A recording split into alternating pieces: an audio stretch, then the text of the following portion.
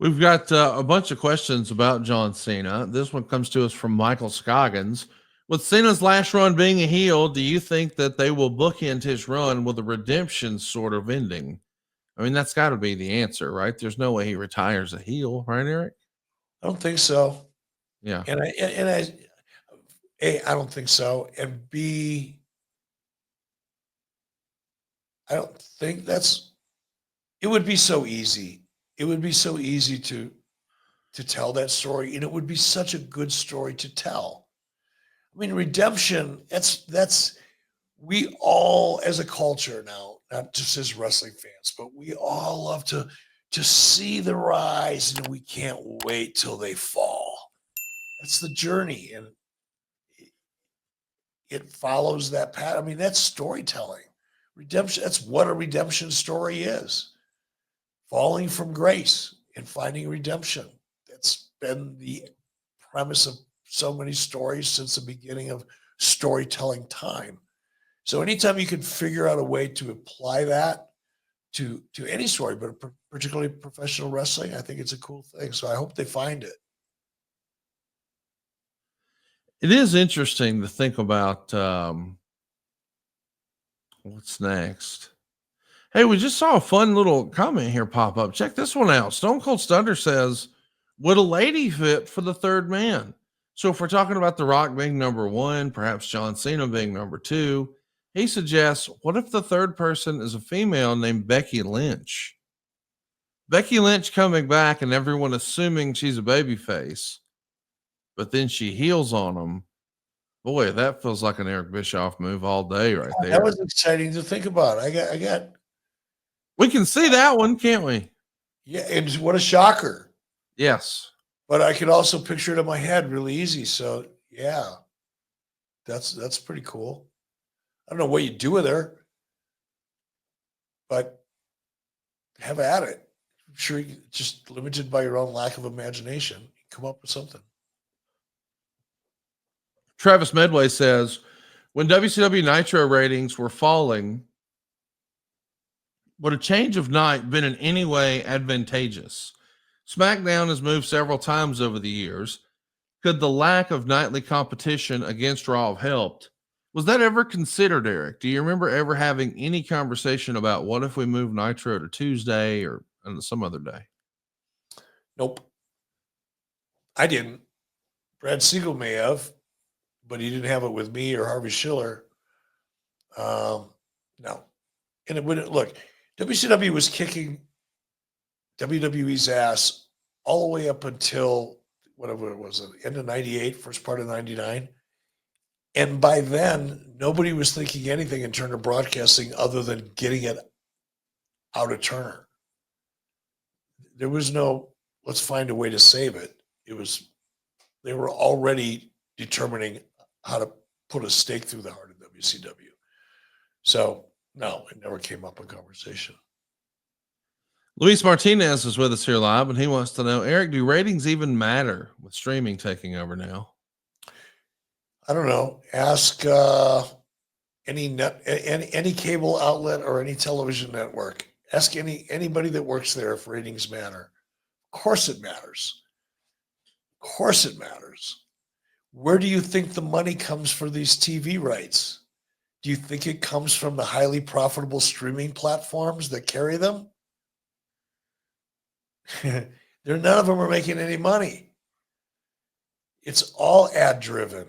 Even the streaming platforms themselves are ad driven more and more and more.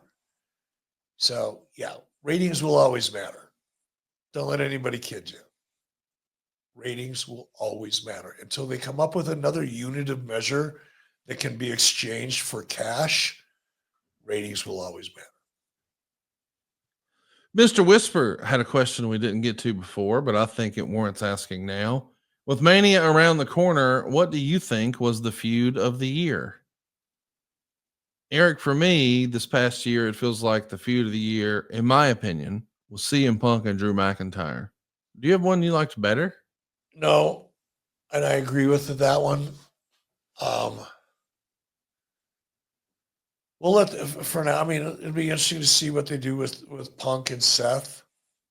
That one already feels kind of good to me. We'll see. If they're done with it, they continue it. I don't know. I'm becoming more and more of a Punk fan. I know we talked about that already, but he's a different player in WWE than he was in AEW. He looks different. He carries himself different. He's not saying stupid shit. He's like a different talent. And we talked about that. When there was a rumor that he was going to be leaving and would he possibly end up in WWE, and you and I talked about it. I thought that he would do well there because he would be in a completely different environment and, quite frankly, a more professional environment. And he's certainly done all of that and more. There's an interesting question that we didn't get to once before that I know you're going to have a lot of thoughts on. I want to tee you up here and give you a minute to think about it. The question comes to us from Cool Fool 1980, Eric, and he says, with the rise of AI, do you believe that AI will be used in wrestling for things such as creative? So, Eric, I want you to be thinking about the use or potential use of AI in wrestling. And Eric, I know during the break you were chubbing it up. Do you want to show everybody how hard you got during the break? Hold on. No, we're good.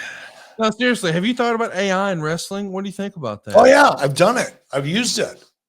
When AI first became a thing, and, a year ago, 2 years ago, whatever it was, might have been longer than that, 2.5 years ago, I said, I want to try to figure this stuff out. I got on Chat GPT, and I was like, when you had to almost kind of wait in line, like early on, you'd register, and then eventually you'd get in, and they'd teach you how to use it or guide you through it. But yeah, I did it. I was fascinated then. I'm using it a lot now for other things, not for creative for wrestling, but in the applications that I'm using it for now, it's unlimited. It's absolutely unlimited what you can do with AI. I would be shocked if it's not being used already in some way, shape, or form, because you can really do a lot of work in a very short period of time with an amazing amount of precision. And yes, it even applies to creative. So absolutely it will. Jack D is with us here live, and he says, if you had successfully purchased WCW in 2001, do you think you would have eventually tried turning Sting heel or not after the failed turn on Lex? If you got control of WCW, could you have seen yourself turning Sting heel, Eric? Maybe, who knows what idea, do I see myself listening to a good idea and going, yeah, let's do that good idea? Yes, I absolutely do that. Is there a possibility somebody could have come up with a good idea to turn Sting heel, regardless of whatever happened with Lex? That's a possibility. So I don't mean to be a smartass about it, but it's hard to answer that question any other way than saying, depends on the idea. Seems plausible that somebody could have come up with one. AOTV Productions really loves stirring it up, and he wants to know, Eric, what are the chances Tony Khan will get so desperate he'll reach out to Vince Russo for help with creative? Conrad, you know the answer to that better than I do, but my impression is less than 0.